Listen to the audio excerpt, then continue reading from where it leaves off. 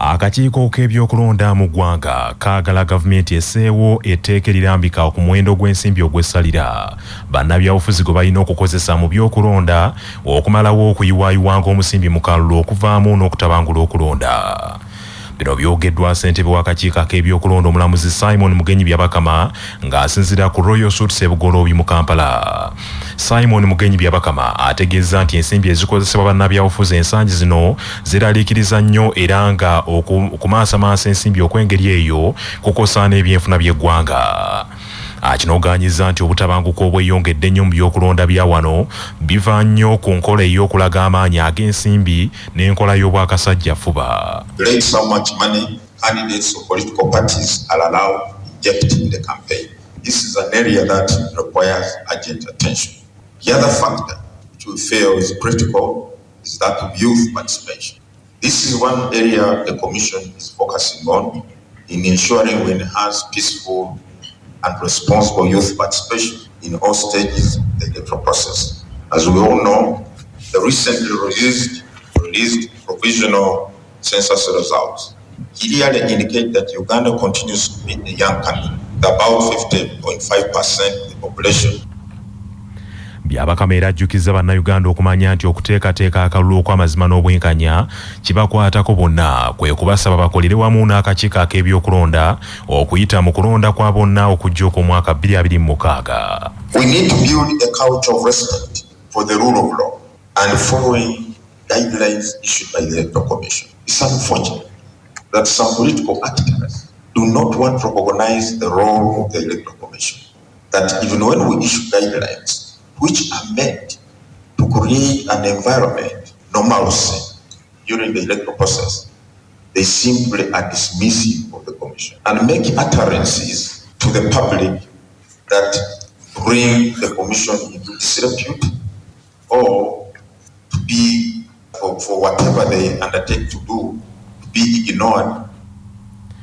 Omyuka wa Ssenkulu w'akakiiko kano Hajat Aisha Lubega asabye bannamawulire beewala okufulumyanga amawulire agawaawaza era aganyinza okuvaako obwegugungo nga buvudde ku kalulu. The media could provide accurate and unbiased reporting of election news and developments. Just accurate. And I said if they could give equal coverage to all political parties, it would be good and avoid sensationalism. And I want to give a detail of that. We all may find it difficult to pronounce it. I looked for it in the dictionary when I was working on it to give me the meaning of what I wanted to say. That if the media could stop emphasizing shocking and dramatic aspects of a story, there's a story, something may not have gone well, but that emphasis, that extra emphasis that we give it, that makes everybody phone another person, say, put on the, switch on the TV, the media is saying this, and when you listen to it, yes, it's dramatic, but there's no news. Kinajjukirwa nti akakiiko k'ebyokulonda kasaba ensimbi esukka mu triliyoni emu okuteekateeka okulonda kwa bonna okw'omwaka 2026. Ebyo nga biri bityo, Kamishona wa Paalamenti n'omubaka wa Nnyendo Mukungwe Oweekitiibwa Mathias Mpuuga Nsamba attukiza okuteekateeka ennongoosereza z'ayagala zikolebwe mu ssemateeka w'eggwanga n'amateeka gafuga ebyokulonda eggwanga bwe linaaba lyakufuna essuubi mu kalulu akajja. Oweekitiibwa Mathias Mpuuga Nsamba wabadde ayogerako eri bannamawulire ku Paalamenti agambye nti kigenda kuba kyabulabe nnyo eri eggwanga lino okugenda mu kalulu akaddako 2026 nga tewali kikoleddwa mu kutereeza amateeka gafuga ebyokulonda bya wano. Agambye nti ne ssemateeka w'eggwanga yenna yeetaaga okukolebwamu ennongoosereza yafuuka kiwowongole ekinyusi kya ssemateeka kyaggwamu dda omuli ekkomo ku bisanja n'ekkomo ku myaka egy'obukulembeze. Ssemateeka yakolebwa mu 1995 yakolebwa ng'ennonoye ya president agenda okumala ebisanja 2. Yatwaliwo okwerumaaluma nti ne wobeera mu byotya ebisanja 2 bwe biggweerako yatuba tukoze eki tuba tukuwonye. Tibalowoozaako nti bajja kubeerawo omuntu akwata obuyinza agambe nti nze okutuusa okufa amiina. Ekyo kasatu ajjawo ebisanja kuba president. Oyo ssemateeka okukukkanya kw'Abannayuganda abaali mu ssemateeka abakwa ssemateeka oyo kuba kuyiise kubanga eyo y'empagi enkulu eya wakati Sseddugge. Oweekitiibwa Mpuuga Nsamba agambye nti yeebuuzizza mu ngeri esaanidde ku bantu bakwatibwako ensonga zino era mu kiseera ekituufu baakutuula n'abantu abalina endowooza ti ennongoosereza zino zeetaagisa bakkaanye era basalewo okwanjula ennongoosereza zino mu Paalamenti y'eggwanga. Gwe mulimo gwendiko nkyaguliko noonya enkola ennungamu ne bannange nkyebuuza ne kubansingako ku bukulu ne ku experience mu bino nsonga zo tukikwate tutya waliwo n'abatakyagala abalowooza nti kijja kubalwisa kye baliko sirowooza nti waliwo okulwa twetaaga ddoboozi lya bannayuganda bonna. Oweekitiibwa Mpuuga Nsamba alambise ku ebyo by'ayagala bikolebweko ennongosereza ze beetaaga okwanjulira paalamenti mu kiseera ekituufu. Ababaka b'amagye bakyakola ki mu paalamenti? Ezo ensonga zeetaaga zikubaganyizibweko. Lwaki b'amagye? Lwaki si ba prisoners? Lwaki si ba poliisi? Lwaki si ba LDU?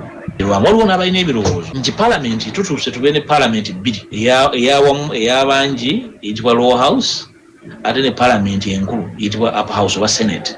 Era bawana ebirowoozo nti paalamenti senate ebirimu ababaka nga 39 bokka nga bakiikirira disitulikiti eziri original ezaaliwo zonna bakola ssemateeka wa 95.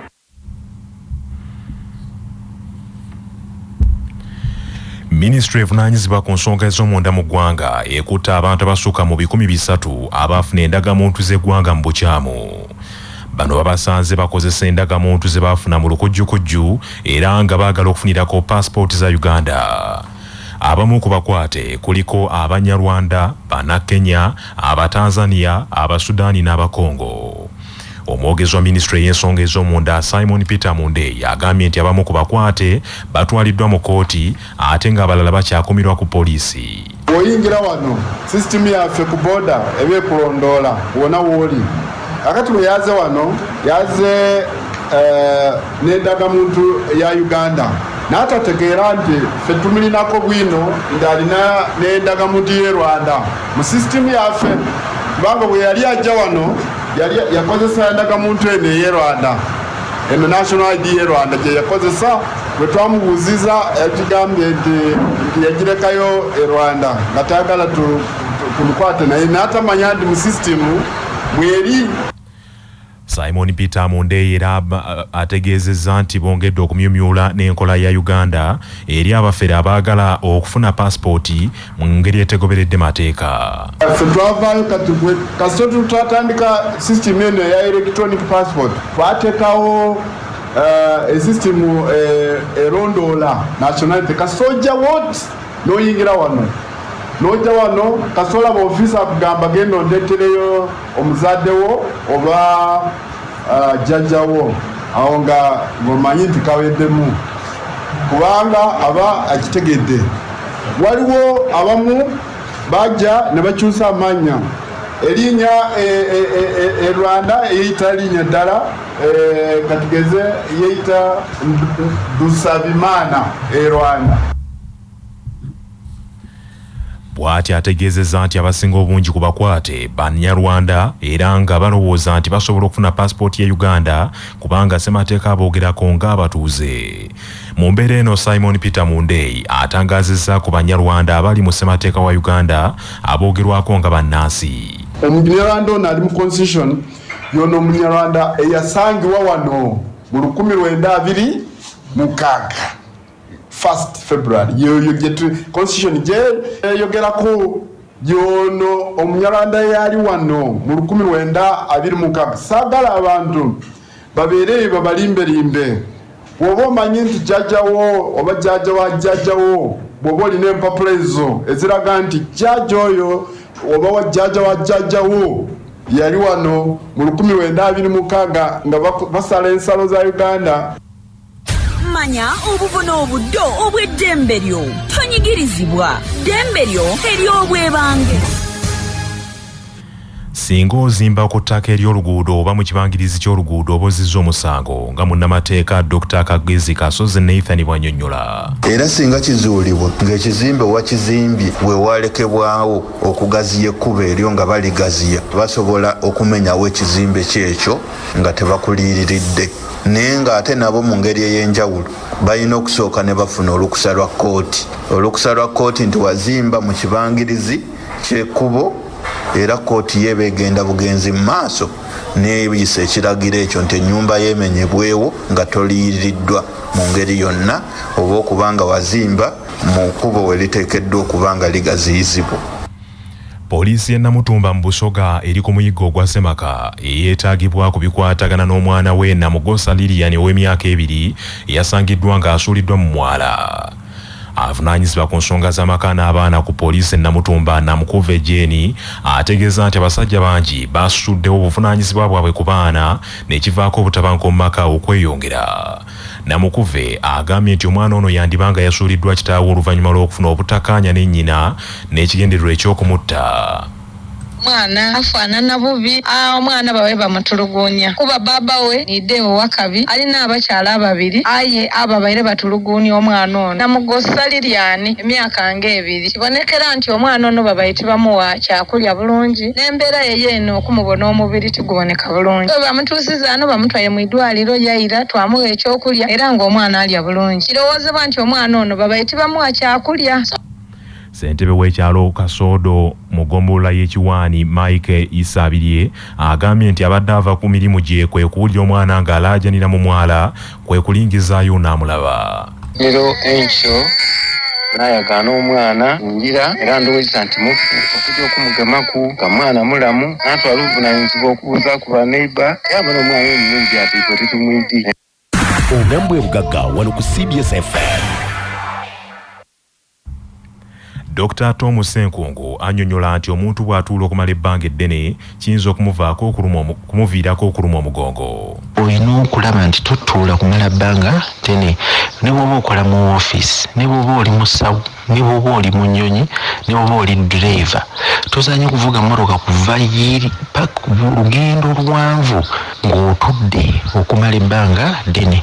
Omuntu obeera olina okusituukako n'otambulatambulamu totuula kumala bbanga ddene ojja kujjamu endwadde ezimu ku ndwadde zojja okufuna omusaayi gujja kwetuga obulwadde bw'omugongo. Amawulire g'ebyemizannyo mu mawulire gaffe agakya Basafama gakutuusibwako Sedika Real Estate abatunda n'okugula ettaka ku nguudo ez'enjawulo mu Uganda yonna. Basangibwa ku Galuleba Building ewa Kiso. Essimu noti 7 noti 2 339 377.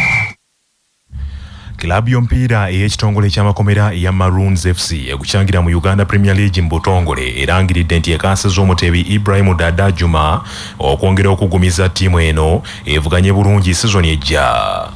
Ibrahim Dada Juma atadde omukono ku ndagaano ya myaka 2 ng'akyangira Maroons endiba era mu kiseera ekiyisa abadde talina kilabu oluvannyuma lw'endagaano ye ne kilabu ya URA okuggwako ku nkomerero ya sizoni ewedde. Ibrahim Dada ku kilabu ya URA abadde amazeeyo sizoni esukka mu 5 era afuuse omuzannyo owokusatu okwegatta ku Maroons ng'abalala Ivan Asaba ne Apollo Kagogwe. Dada Ibrahim era aguliddwa okuziba eddibo erya Fred Amaku eyagenze ku kilabu ya Kitara. Maroons era eviiriddwako abazannyi abalala okuli David Ndihabwe, Isaac Ampaji, Jacob Okawo n'abalala. Uganda Premier League season ejja eya 2024-2025 yakutandika nga 13 omwezi ogw'omwenda omwaka guno. Bannaffe amawulire agesa